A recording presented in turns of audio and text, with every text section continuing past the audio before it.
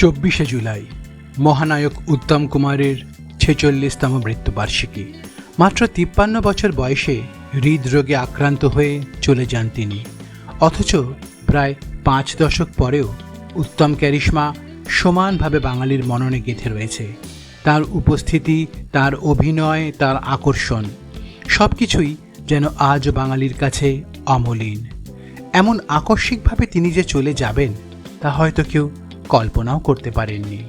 কিন্তু জানেন কি, এই দুর্ভাগ্যজনক ঘটনার দিন কয়েক আগেই মহানায়ক একজনকে ফোন করে তার বাড়িতে আসতে বলেছিলেন, স্রেফ আড্ডা মারবেন বলে। কিন্তু কোনো কারণে তিনি উত্তম কুমারের সেই অনুরোধ রাখতে পারেননি।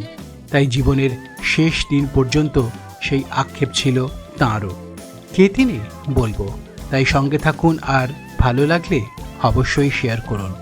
নমস্কার, আমি দেবরাজ, আর আপনারা দেখছেন নিম্বু পানি বাংলার বিশেষ এপিসোড মহানায়কের অপূর্ণ ইচ্ছা। ২৫শে জুলাই ১৯৮০, কাকভোর। বালিগঞ্জ সার্কুলার রোডের এক নিস্তব্ধ ফ্ল্যাট থেকে ভবানীপুরের গিরিশ মুখার্জি রোডের দূরত্বটা মেরে কেটে ৩ থেকে ৪ কিলোমিটার। গাড়িতে খুব বেশি হলে সময় লাগে ১০ থেকে ১৫ মিনিট। কিন্তু সেদিন ভোরের সেই চেনা রাস্তাটা মহানায়িকা সুচিত্রা সেনের কাছে মনে হচ্ছিল যেন যোজন ক্রোশ দূরের রাস্তা, যেন এক অন্তহীন শূন্যতার মহাসড়ক। কেন? কারণ তার ঠিক কয়েক ঘন্টা আগে, অর্থাৎ ২৪শে জুলাইয়ের অভিশপ্ত রাতে একটা ফোন কল স্তব্ধ করে দিয়েছিল রমা দেবীর চেনা পৃথিবীকে। ওপার থেকে ছায়াবাণী প্রোডাকশনসের অসিত চৌধুরী যখন কাঁপানো গলায় বললেন, আমাদের উত্তম আর নেই, তখন নিজের কানকে যেন বিশ্বাস করতে পারেননি তিনি। যে মানুষটার সঙ্গে বাংলা সিনেমার সোনালি ইতিহাস লিখেছেন, পর্দায় যার চোখের দিকে তাকিয়ে ভালোবেসেছেন, অভিমান করেছেন, সেই মানুষটা আর নেই। কথা হারিয়ে ফেলেছিলেন মহানায়িকা, কেমন যেন শোকে পাথর হয়ে গিয়েছিলেন।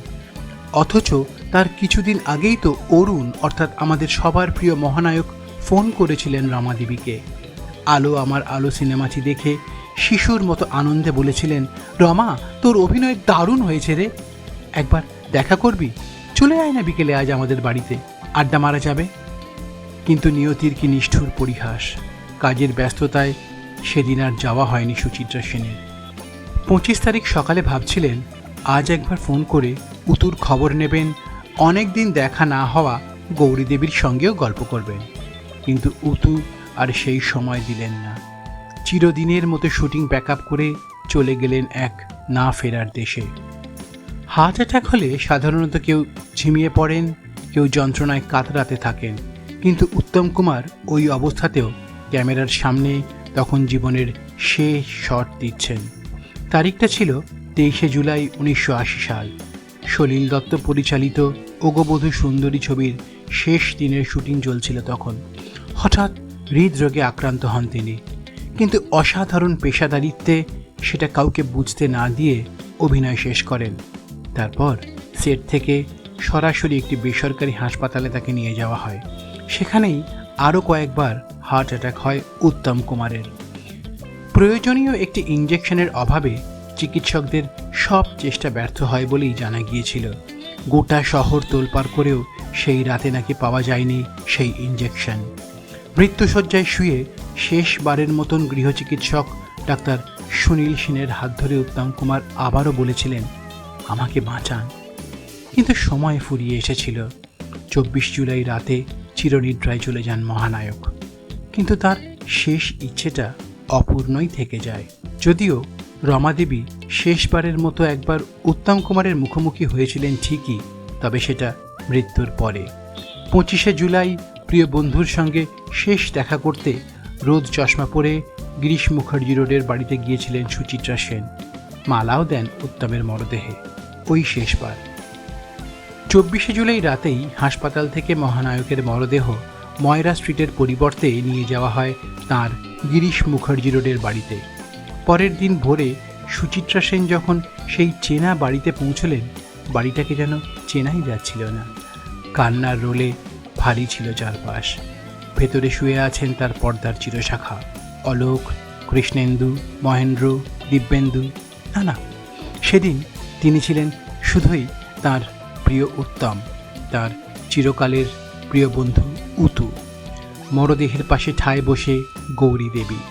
সুচিত্রাকে দেখেই আর নিজেকে ধরে রাখতে পারলেন না, জড়িয়ে ধরে কান্নায় ভেঙে পড়লেন। টুকরে উঠে বললেন, রমা, ও তোমার সাথে একবার দেখা করতে চেয়েছিল, কতবার বলেছিল তোমাকে ডাকতে, কিন্তু আমি ভাবলাম তুমি তো ভীষণ ব্যস্ত। গৌরীদেবীর সেই কান্না আর আক্ষেপের মাঝখানে দাঁড়িয়ে সুচিত্রা সেন তখন সম্পূর্ণভাবে নির্বাক।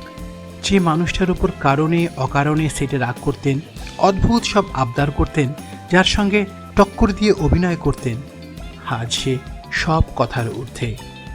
বাঙালি আজও যখন পর্দায় উত্তম সুচিত্রা জুটিকে দেখেন, চোখের কোণটা জলে ভিজে ওঠে। কারণ তারা শুধু সিনেমার নায়ক নায়িকা ছিলেন না, তারা ছিলেন একটা আস্ত আবেগ।